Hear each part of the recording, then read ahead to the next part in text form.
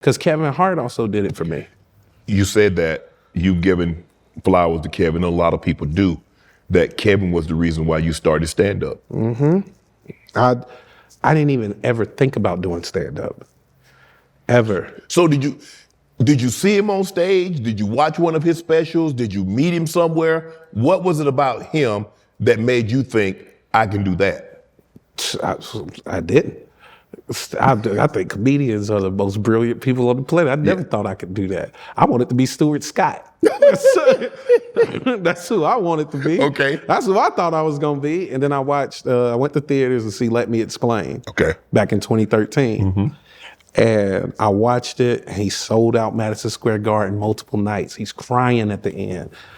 And I saw in real time what it looked like for somebody to have a dream and then make it beyond their wildest dreams and cry tears of joy, but also see everything that I'm telling you, it felt like I could see everything. I could see his mom not being there, his relationship with his father, the hard work, what he went through in his marriage, raising children, traveling to do comedy, coming out of Philly, going to New York all the time, not necessarily being accepted, all the no's he's been told. And in this one moment, I did it. And he's crying, and I'm looking at him going, you need to go accomplish something. You need to go set goals and accomplish something. I didn't even choose comedy because Kevin was in comedy. Comedy just happens to be my calling. If I could cook, I would have went to the Cordon Bleu after watching that. You know what I mean? You'd have been won the James Beard Award. Listen, I would have had a Michelin star restaurant, everything. I was so motivated, but I got on stage 3 days later. Did you? 3 days later. Had never been on stage before? Never been on stage, nothing. Got on stage 3 days later. You do realize how strange that is. Man, I was that. That's like going to watch a football game and say, I ain't never played football, but I'm going to for football. I'm gonna be a football player. Telling you, that's how, can't nobody tell me nothing about Kevin. Kevin moved me. And that's why I hope to, that's all just, words can't, I see you talk about your brother. Yeah. Can't nobody, every time I see it, man, I hate that y'all be making me cry. But I know what that is. To see somebody, and when you be like, when I sit here and talk about how amazing you are, and I know you sit there my brother, the best football player I've ever seen. Yeah. You know what I mean? To have that person, you know what I mean? I'm like that with Dave Chappelle, right? Yeah. Dave Chappelle is the greatest thing in the world, man. Chappelle is, he might be the GOAT. I mean, I watched him as Tully in Blue Streak. Yeah. I watched him as Reggie. Yeah, Reggie Warren. Yeah. Should I get him?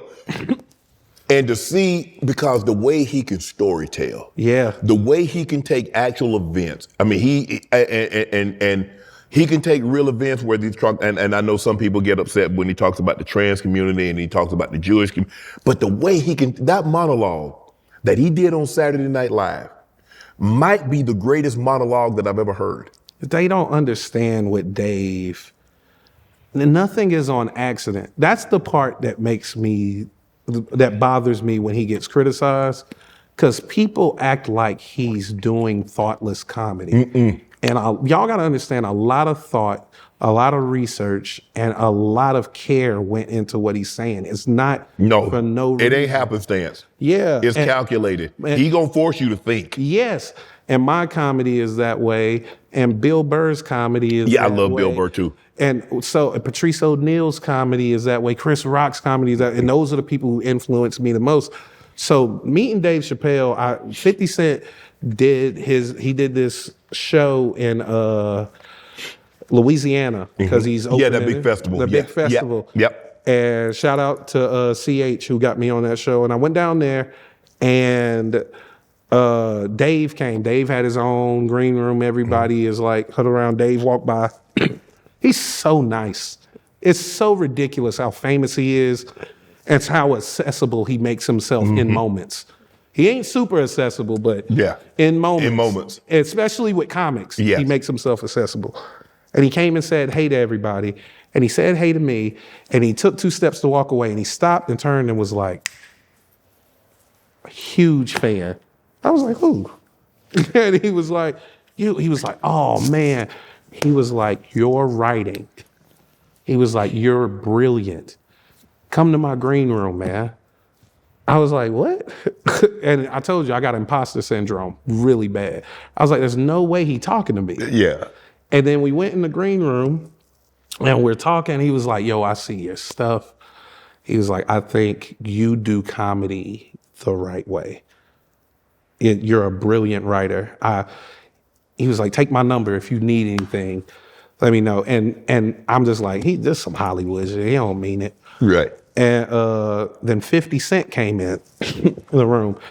And 50, he was like, hey, 50, if you do anything comedy, you need to see if you can hire him. He's an amazing writer. He gets it or whatever. And I'm like, I think this dude is serious.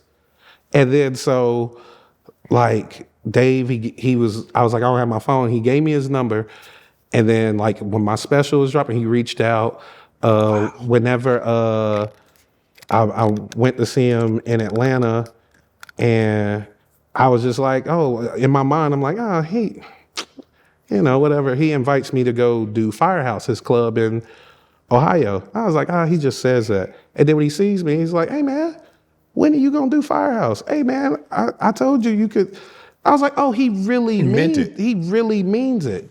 He's a genuine person. Because you've been in that situation where people say things and they don't really mean it. Yeah. They're just saying it. And they're not at that level. And him and Kevin really be like, reach out. Yeah. If I can do it, I'll help you. I'll help you. And they really mean it. Wow. So to like the guy, I never even thought I would even know these people. And they respect enough. Like I went to go see Kevin one time and Kevin was like, hey, I need you to see this set and give me your opinion on it. I was like, me? Kevin Hart. But they know I care about this. Yeah. That's why I think my legacy will always be how much I loved it.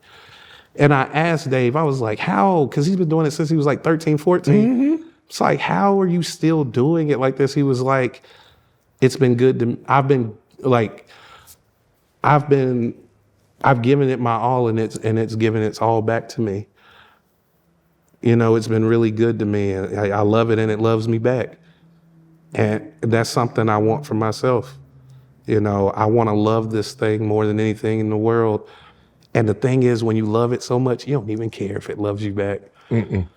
I just love it so much. I just want to do this forever. That's why it's so important for me to make timeless bodies of work. So important. I want my bodies of work. When I'm no longer here, people are like, man, I wasn't around for it, but that dude there was special. Want to join Club Shay Shay? Become an official member by hitting that subscribe button, where you never know who's going to be joining us for drinks and conversation. Don't be late to the party because we like to do something before 2 something.